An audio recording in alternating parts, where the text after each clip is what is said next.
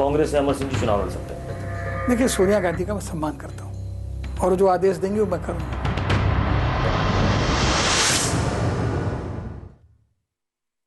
राजनीतिक सरगर्मी तेज हो चुकी है। 3 ध्रुव मोटे तौर पे अभी दिखाई दे रहे हैं। एक कुनबा नरेंद्र मोदी का है, दूसरा कांग्रेस का है और तीसरा एक थर्ड फ्रंट है। वैसे कहें तो एक फेडरल फ्रंट भी बनाने की कोशिश हो रही है।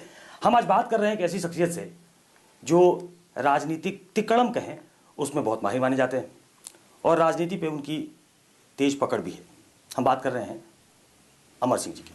अमर सिंह जी, आप राजनीति तो अच्छे समझते हैं, क्या लग रहा है आपको, किस तरफ जा रहा है देश? देखिए, बड़ी स्पष्ट बात है कि भीड़ और भीड़ का उत्साह अगर मापदंड है तो उत्तर प्रदेश में सिर्फ 2 ही दल हैं, या तो आदरणीय मुलायम सिंह जी हैं या माननीय नरेंद्र मोदी जी। न तो हाथी दिखाई दे रहा है, न हाथ दिखाई दे रहा है। सिर्फ अगर रैलियां हो रही है तो आगे और पीछे और आगे नेताजी और मोदी जी की हो रही है। कभी कभी मोदी जी भारी, कभी कभी नेताजी अगाड़ी।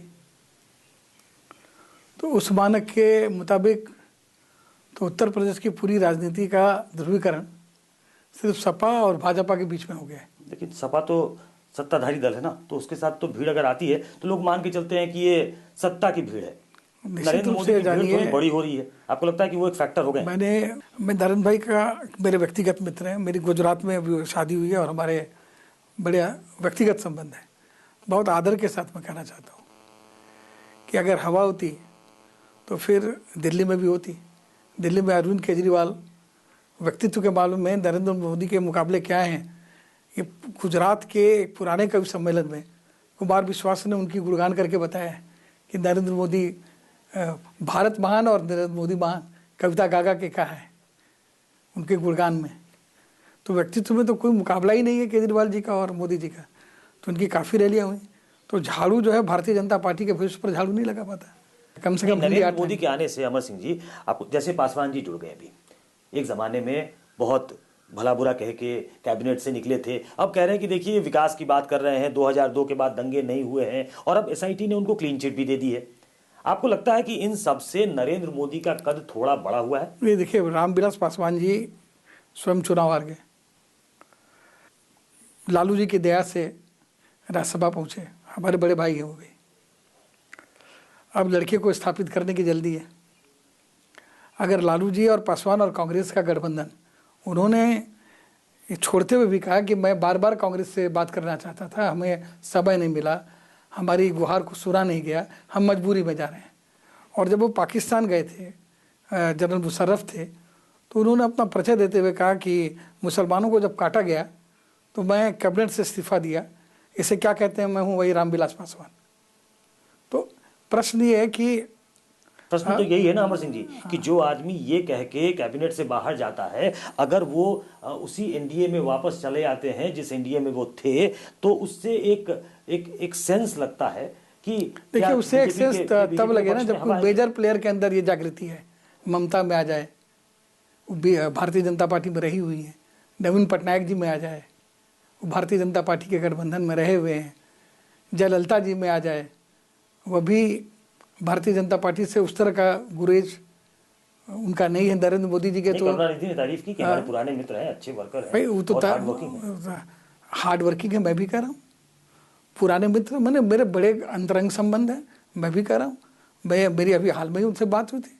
इसका बीजेपी के प्रति सॉफ्ट कॉर्नर से कोई लेना देना नहीं है? निश्चित रूप से नहीं है। भाई बीजेपी के प्रति हमारी घृणा ही नहीं है, राहुल गांधी की घृणा नहीं है। जब वो चाय वाला बयान दिया मणिशंकर अय्यर जी ने और नपुंसक कहा सलमान खुर्शीद ने, तो राहुल जी ने कहा कि इस तरह की भाषा का प्रयोग बिल्कुल ठीक नहीं है, हमें काबिल कबूल नहीं है। तो हमें विचारधारा का विरोध हो सकता है, और अगर इस तरह की संवादहीनता रहेगी तो मान लीजिए कभी तेलंगाना बनाना हो तो भारतीय जनता पार्टी और कल सत्ता में आ जाए तो उसे कांग्रेस मान लीजिए प्रतिपक्ष में आ जाए, और अभी कांग्रेस सत्ता में है, वो प्रतिपक्ष में है। तो कहा नहीं सुषमा स्वराज ने कि सोनियम्मा के साथ चिन्नम्मा को भी याद रखना, तब तेलंगाना बना है। तो पक्ष और प्रतिपक्ष तो लोकशाही के 2 पहिए हैं। दोनों पहिए साथ चलेंगे तभी होगा। अमर सिंह जी, एक डिस्टेंस से आप राजनीति को देखते हैं, आजकल आप एक डिस्टेंस से देख रहे हैं। देखिए, आज की राजनीति में ये हो गया कि या तो आप हमारे नौकर हो, यानी चापलूस, एकदम राम भक्त हनुमान, और हमको श्यावर रामचंद्र माने और कहें कि जय हो करें। तो बहुत दिन तक हनुमान थे। हाँ? बहुत दिन तक तो आप हनुमान थे। हाँ, हम थे। मुलायम सिंह जी के बोले या तो आप ऐसे हो, आप एकदम आंख बंद करके आप साथ रहें, या तो फिर आप दुश्मन हैं। बीच की कोई लाइन नहीं है। नहीं, मैं आपसे सवाल ये पूछ या तो आप यशमैन हैं या आप एनिमी हैं। तो ये हम हनुमान थे, लेकिन हम अपनी बात कहते थे खुलेआम, और संभवतः इसीलिए वितराग और विराग भी हुआ। आपको लगता है कि जो एक डिस्टेंस से देखने पे कि बीजेपी या एनडीए का कुनबा अगर बढ़ रहा है, तो इस इलेक्शन में बीजेपी का एज है? नरेंद्र मोदी, आप कह रहे हैं भीड़ काफी आ रही है, तो लोगों के प्रति, लोगों के मन में नरेंद्र मोदी के लिए, बीजेपी के लिए एक ऐसी स्थिति बनी है कि ये इस पार्टी को सत्ता में आना चाहिए। आपको लगता है ऐसा? नहीं, अभी तक तो वन वे गेम हो रहा है राष्ट्र कांग्रेस की तरफ से। अभी तक तो कंपेन स्प्री शुरू ही नहीं हुई है, जैसे उस स्तर पर। ये जरा पहले से शुरू हो गए। मैं तो एक बहुत आदर से कहना चाहता हूँ कि जहाँ जहाँ जैसे बारिश हो रही है, तो उस बारिश के पानी को रखने के लिए बर्तन कहाँ हैं? उत्तर पूर्व के राज्य में भारतीय जनता पार्टी है ही नहीं। कर्नाटक में येदियुरप्पा जी की वजह से एक जो भ्रष्टाचार एक बड़ा मुद्दा हुआ है, उसका लाभ कांग्रेस ले लेगी। वहाँ कांग्रेस सत्ता में, केरल में है ही नहीं, तमिलनाडु में है ही नहीं, इधर उड़ीसा में है ही नहीं, बिहार में या तो लालू जी हैं या नीतीश जी हैं, और कोई है ही नहीं। और मतलब सुशील जी है, और रामविलास पासवान जी वह बहुत बड़ा नाम है जैसे मैं हूँ, लेकिन वह भी अकेले एमपी हैं जैसे मैं हूँ। मेरे साथ एक जयप्रदा जी हैं, उनके साथ तो कोई दूसरा सांसद भी नहीं है। नरेंद्र मोदी मास लीडर है? निश्चित रूप से है। इसको मैं इनकार कैसे करूं? नरेंद्र मोदी मास लीडर नहीं है, ये तो उनका शत्रु भी नहीं बोलेगा। जो उनको नहीं चाहता है वो भी नहीं कहेगा। मास लीडर नहीं होते तो कम से कम गुजरात में तो है ही, और दूसरी जगह उनकी मास अपील है। मास लीडर नहीं है तो अपने राज्य में मास लीडर हैं, स्थापित मास लीडर हैं, बार बार लगातार 3 बार से मुख्यमंत्री हो रहे हैं, और दूसरे राज्य में मास अपील है। ये तो मानना पड़ेगा। और उसका फायदा बीजेपी को मिलेगा? उसका फायदा बीजेपी को मिल सकता है कि अगर बीजेपी में समरसता और संभाव हो।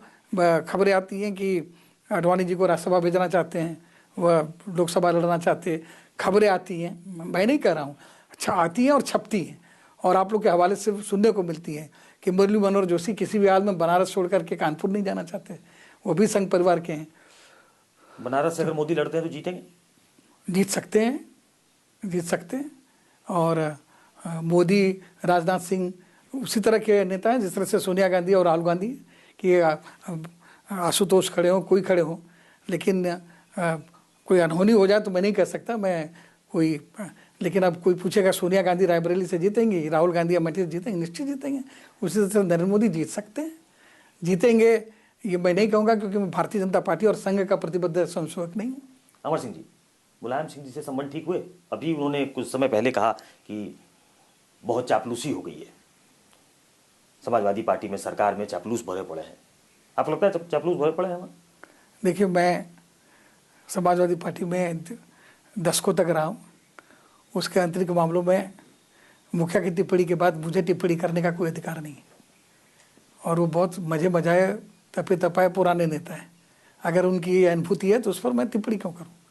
नहीं, अखिलेश आजकल मुख्यमंत्री हैं, कहा जा रहा है उनके काम से बहुत लोग खुश नहीं हैं। कई बार वो खुद टोक चुके हैं, आजम खान को टोक चुके हैं मुलायम सिंह यादव। आपको लगता है कि सब कुछ ठीक चल रहा है सरकार में? आप बहुत नज़दीकी से जानते हैं सबको। अब इसका आकलन प्रदेश की जनता करेगी, और 2 वर्ष बीत चुके हैं। अब 2 वर्ष किसी सरकार के गुणवत्ता को परखने के लिए काफ़ी होते हैं। इन तमाम मुजफ्फरनगर की जो घटना हुई है उससे समाजवादी पार्टी से अल्पसंख्यक दूर हुए, आपको लगता है ऐसा? रोष जरूर है, दूर हुए हैं अथवा नहीं हुए। बुखारी साहब से लेकर के बरेली तक के, चाहे देवबंदी संप्रदाय के लोग हों, बरेलवी हों, हर तरह के मुसलमान भाई, अल्पसंख्यक भाई, चाहे वो देवबंद के मदनी साहब हों, सारे बड़े बड़े उलमा, मदनी साहब से लेके वस्तानवी साहब तक कहते हैं कि डरा के वोट लेती है कांग्रेस और बाकी दल, और अगर नरेंद्र मोदी में थोड़ा बदलाव आ जाए तो उधर जाने में गुरेज नहीं होना चाहिए। आपको ठीक लगता है? तो नरेंद्र मोदी जी के ऊपर एक बहुत बड़ा दायित्व है ना, तो इस तमाम मौलाना ये नहीं कहते मोदी हटाओ, वो कहते हैं मोदी अपने वो विचार हटाओ जो हम समझते हैं कि तुम्हारे हैं।